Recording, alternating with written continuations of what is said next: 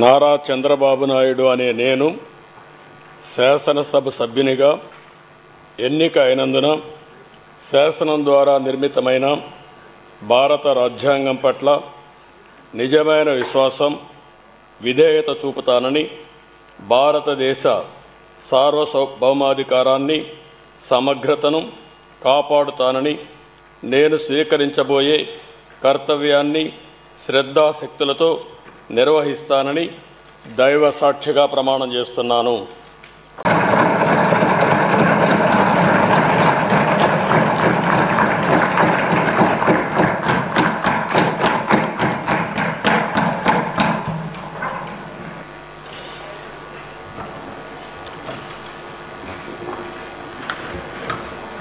నారా చంద్రబాబు నాయుడు అనే నేను శాసనసభ సభ్యునిగా ఎన్నిక అయినందున శాసనం ద్వారా నిర్మితమైన భారత రాజ్యాంగం పట్ల నిజమైన విశ్వాసం, విధేయత చూపుతానని, భారతదేశ సార్వభౌమాధికారాన్ని, సమగ్రతను కాపాడుతానని, నేను స్వీకరించబోయే కర్తవ్యాన్ని శ్రద్ధాశక్తులతో నిర్వహిస్తానని దైవ సాక్షిగా ప్రమాణం చేస్తున్నాను.